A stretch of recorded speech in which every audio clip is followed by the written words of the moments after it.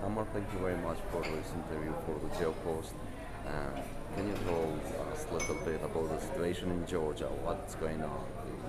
The Russian influence there? Right now, the greatest challenge for Georgia is domestic homegrown propaganda, which is in line with Russian disinformation. Recently, our government introduced a new law, foreign agent law, which makes our work more complicated. We are monitoring the discourse in Georgian language, Russian language, and we can see many similarities, especially after Russia's invasion in Ukraine. There is a changes in terms of threat perception from the point of view of our government. We had a security threat document clearly highlighting that Russia's invasion in Georgia is a main security challenge for the country. Unfortunately, government classified this open document, but in public discourse they are accusing US, EU, Ukraine and other Western partners in dragging Georgia into the war, and they are weaponizing fear of war in order to consolidate public support and deliver their propaganda message saying that we are only government who ensures peace in this country.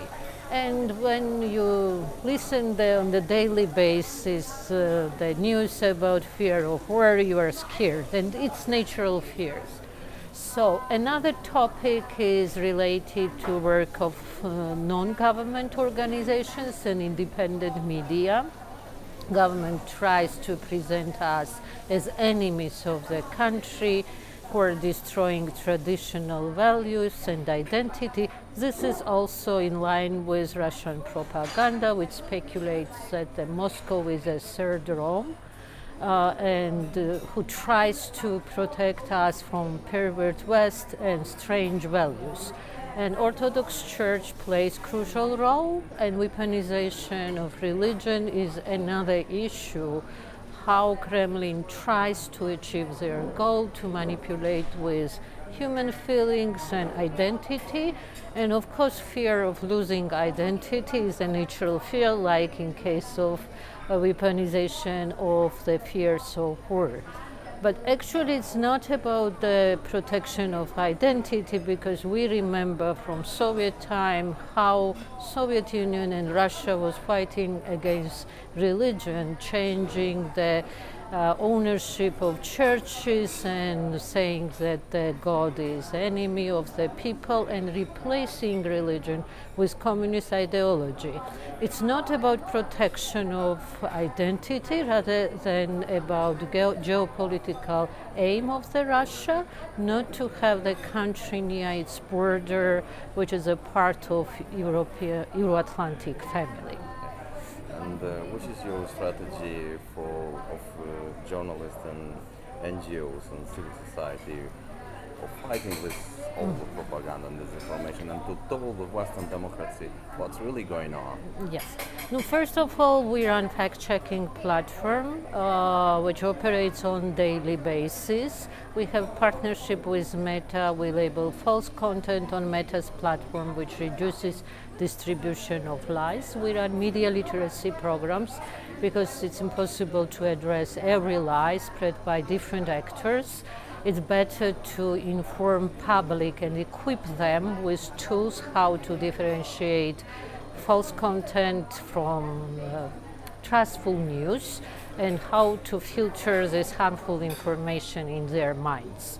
So we work with youth, we work with teachers, and another way is mapping hostile actors, because when we talk about disinformation, we have biased media outlets, of course. We know who stands behind them, and it's part of plurality. But we need to know more about the hostile actors who act in hidden way. And that's why we're analyze discourse and who are spreading these propaganda messages, because it's not always factual. Sometimes the narratives are framed in the way that they are harmful for society, and we inform public about the messages, about intention, about political agenda of internal and external hostile actors, and about connections between them. And which is your message for, because a lot of influence in media and spreading disinformation in Balkans is coming from Russia. Which is your message for us in Balkan? How to Trustful information is essential for democratic societies, and protection of the information space from external actors, because what Russia tries to achieve using these emotional topics that of course is related to our identity, their goal is to achieve political influence and to have sphere of influence, not to the prosperity of the people, not human rights protection, and only space where we can feel ourselves independent is Western civilization. So that's why, in order to survive in this hostile environment, we should protect our values and defend democracy.